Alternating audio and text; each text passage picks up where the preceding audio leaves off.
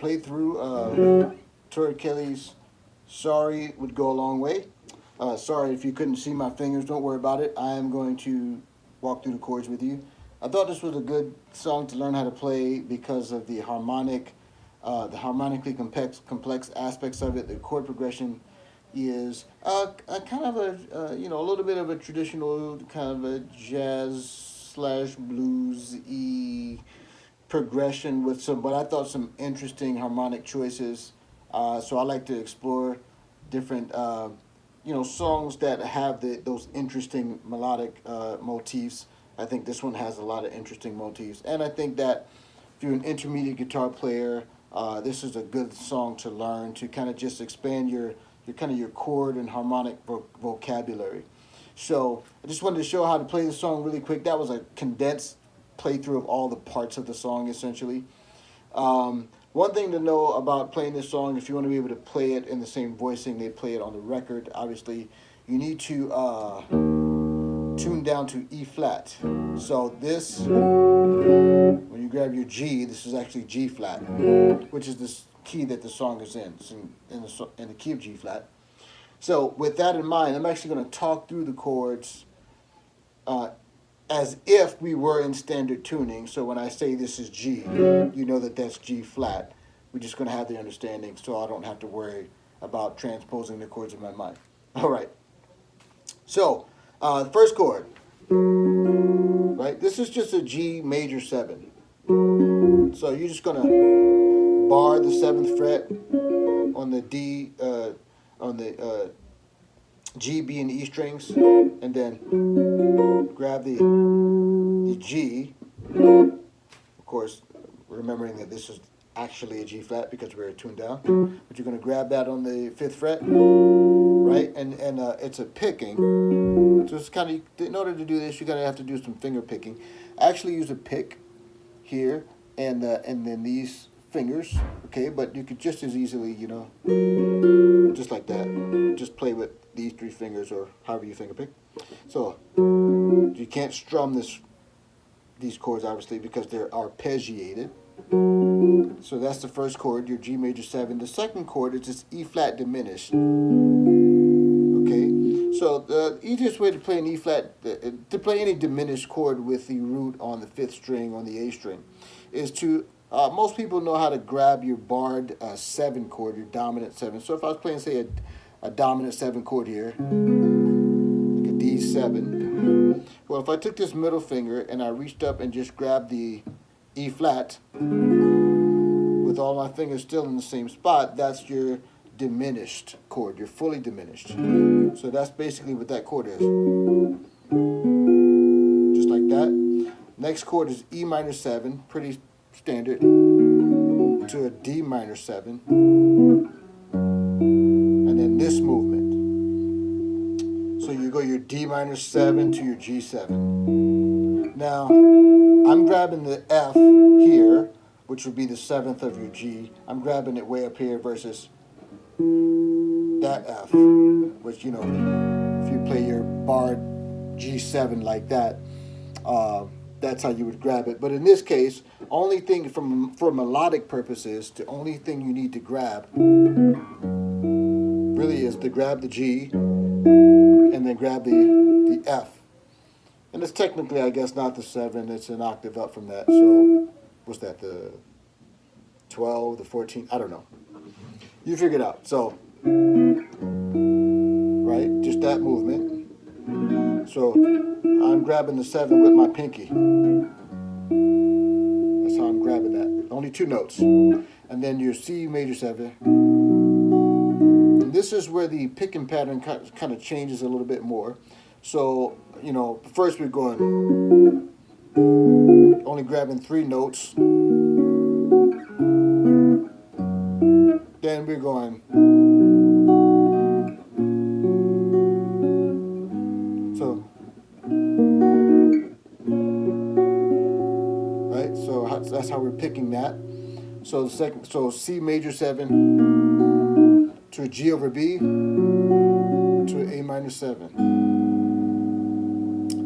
They repeat that obviously for the chorus, for the first verse and the second verse, I guess. And then in the kind of the pre-chorus, you know, just your standard G to a G over F. So you can go. You don't really even need to grab that G down here. You can just like that, grabbing your F, then your C over E to your E flat major to your C over D. It's very similar to a D9 chord, like you would play like that, except for we don't have that major third for the D in there. You know, we don't have that in there. It's more, so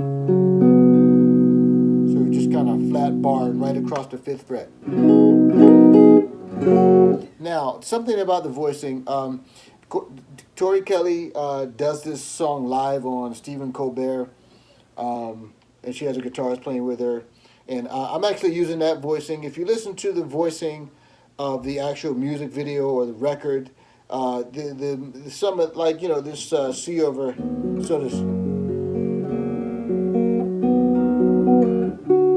you know, it might sound slightly different because he's not actually playing as many notes, it seems like, on the record as the gentleman who plays with Tori Kelly on a live performance of the song. So I'm using this live performance version for reference, so just in case anyone's worried about that. So again,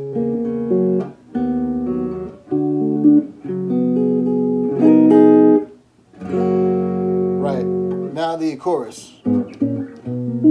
C major 7, C major 7 to C minor 7. I grab it this way. You could, you know, grab it that way, or it doesn't really matter. So C major 7 to C minor 7 to your G. Walk back up.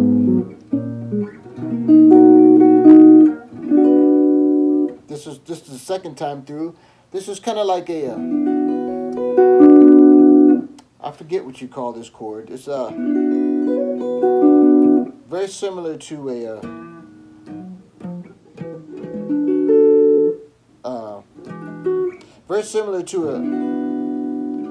an F over E flat, except you are grabbing that C right there. And I just kind of hammer on here, you know, back to your G. Now, that's, so you go, you could do that, or you could go down here, grabbing the F,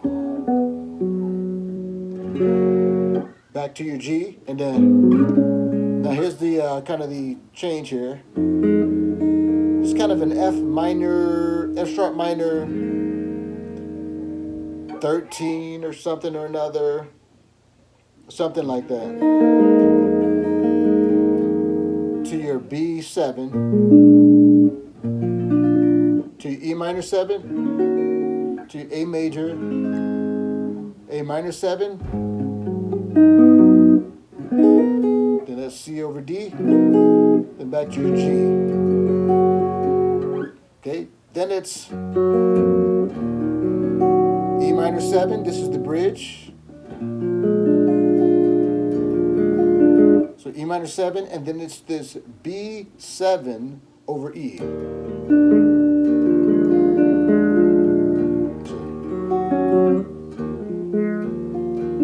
So then back to E minor 7 to A major.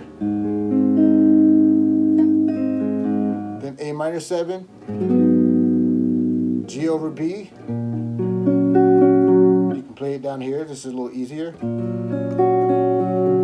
C major 7,